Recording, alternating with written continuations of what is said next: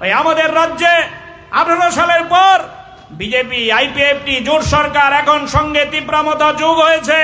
আমি যে কথা বলছি আমার বিশ্বাস, আমার কথা এখানে যারা বিজেপির সমর্থক বন্ধুরা আছেন তারাও শুনছেন, যুব মোর্চার বন্ধুরাও শুনছেন, আমার পেছনেই মঞ্চের পেছনেও ওই এখানে বিরোধী দলের অনেক বন্ধুরা আছেন যারা মঞ্চ করে এখানে বসেন, মাথার উপর ওই সেখানে তাঁবু টাঙিয়ে তারা সেখানে গাড়ির ব্যবসা করেন। অন্যায় কিছু না। আমি আপনাদের কাছে বিনয়ের সহিত আবেদন করছি, বলুন তো আমরা যেই দাবিগুলো করেছি, আমাদের নবারণরা যেই দাবিগুলো করে গোটা রাজ্য দাবিয়ে বেড়াচ্ছে, এই কথাগুলোই তো 2016 সালে 17 সালে আপনাদের নেতা, তৎকালীন নেতারা এই রাজ্যের মধ্যে ঘুরে বলেছেন। এখনো মোবাইল চালান না? আমি তো বক্তৃতা করছি, আপনাদের মোবাইলের মধ্যে গ্যালারির মধ্যে যদি একটু ঘাটেন, ওই আপনাদের তৎকালীন নেতা, আমি নাম বলবো না, মহারাষ্ট্র থেকে এসেছিলেন এই ভদ্রলোক, ওই বলেছিল মিস কল দিলে রাজ্যে বেকার যুবকদের চাকরি হব। আমি নাম বলবো, জানেন না আপনারা? 50,000-এর চাকরির গল্পের কথা আমার ছাত্র যুব নেতারা বলছিলেন। 50,000 চাকরি বছরে নাকি তারা ওই 50,000-এর চাকরি ব্যবস্থা করবে। বামফ্রন্ট সরকার নাকি চাকরি দেওয়ার গ্যারান্টি করছে না। বামফ্রন্ট সরকার নাকি শূন্য পদ ফেলে রেখেছে। এই রাজ্যে নাকি লক্ষ লক্ষ শূন্য পদ, যদি তারা সরকারে আসে এই শূন্য পদগুলো পূরণ করবে।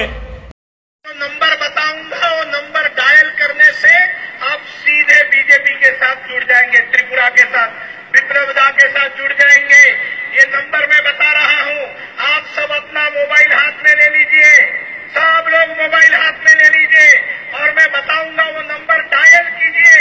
और जो युवा इसको पहले डायल करेगा, सत्ता आने के बाद जैसे विप्लव दा ने बताया है 3 साल के अंदर रोजगार देंगे, प्रायोरिटी रोजगार की उनको मिलेगी जो ये नंबर पहले डायल करेगा, क्योंकि ये कंप्यूटर में हमारे नंबर तुरंत आ जाएगा जैसे आप नंबर डायल करोगे। सब लोग डायल करो, नहीं लगा तो बाद में डायल करो, सब लोग डायल करो 88822719555। ठीक है, आपका सबका नाम भी सब आ गया मेरे पास। अब विप्लव आपसे सीधे बात करेंगे, मैं भी बात करूंगा, ठीक है ना? सब लोगों को रोजगार मिलेगा, मैं आज आपको वादा करता हूं। 12.5 लाख युवाओं को बीजेपी 5 साल के अंदर रोजगार देगी। और ये जो 60,000 नौकरियां भर नहीं रहे ना, टिंकू दा ने बताया है, पूरे प्रदेश में आंदोलन होगा युवा मोर्चा का। ये 60,000 नौकरियां 1.5 महीना बाकी है, माणिक बाबू भर दीजिए 60,000 नौकरियां। आपके सिग्नेचर से 60,000 नौकरियां मिल सकती है। आप नौकरियां दो, नहीं तो गद्दी खाली करो, बीजेपी आएगी और 1 साल के अंदर ये सारी 60,000 नौकरियां हम दे देंगे। এ রাজ্যের বেকার যুবকরা কেউ কেউ তাদের কথা বিশ্বাস করেছে, যুব মোর্চার বন্ধুরাও কেউ কেউ তাদের কথা বিশ্বাস করেছে। আপনারা লক্ষ্য করবেন, আজকে যুব মোর্চার বন্ধুরাই কেউ কেউ, আপনারা যখন রাস্তায় নেমে এই সভা করছেন, আপনারা যখন ডিএম এর কাছে ডেপুটেশনে যাচ্ছেন, আপনারা যখন উদয়পুরে মিছিল করছেন, আপনারা যখন শান্তির বাজারে মিছিল করছেন, এই যুব মোর্চার বন্ধুরা সোশ্যাল মিডিয়া লাইভে এসে চোখের জল ফেলছে। এই যুব মোর্চার বন্ধুরা ওই স্ট্যাটাস দিচ্ছে ফেসবুকের মধ্যে এসে, আর ভাল লাগছে না।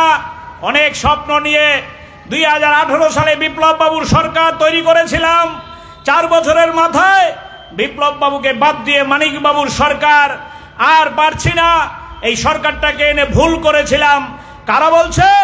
না ডিওয়াইএফআই এর বন্ধু না, এসএফআই এর বন্ধু না, টিএসইউর বন্ধু না, টিওয়াইএফ এর বন্ধু না, লাল ঝান্ডা করেন এরম বন্ধু না, যুব মোর্চার বন্ধু। তাদের যে ফেসবুক প্রোফাইলের ছবি, এই ছবিতে এখনো সুনীল দেওধরের ছবি জলজল করছে। তাদের যে ফেসবুক প্রোফাইলের ছবি, তাতে এখনো ভারত মাতার ছবি জলজল করছে। কারুর প্রোফাইলের মধ্যে এখনো মানিক সাহার ছবি জলজল করছে। তারা চোখের জল ফেলছে। আর ভাল লাগছে না, আর পারছি না।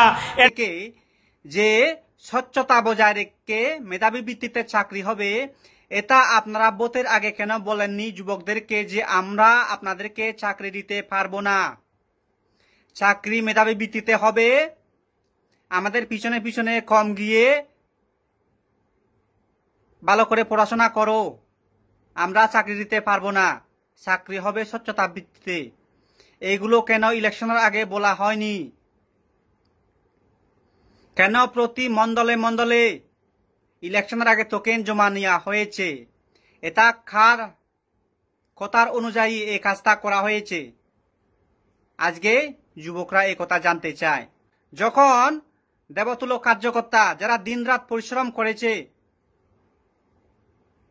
পার্টিকে ধরে রাখার জন্য, পার্টিটাকে টিকিয়ে রাখার জন্য, সে কার্যকর্তাকে একটা চাকরি দেওয়ার সময় আপনাদের স্বচ্ছতার কথা মনে থাকে আর মনে পড়ে স্বচ্ছতার কথা। ইলেকশনের আগে কি বলা হয় যুবকদেরকে?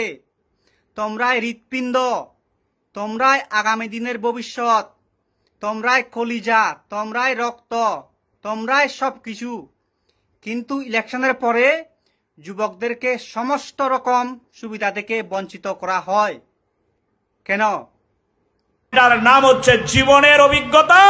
এটার নাম হচ্ছে জীবনের অভিজ্ঞতা। আমি আলোচনার শুরুতে আপনাদের বলছিলাম, এই জীবনের অভিজ্ঞতার নিরিখেই কিন্তু মানুষ শিক্ষা নেয়, মানুষ সিদ্ধান্ত নেয়।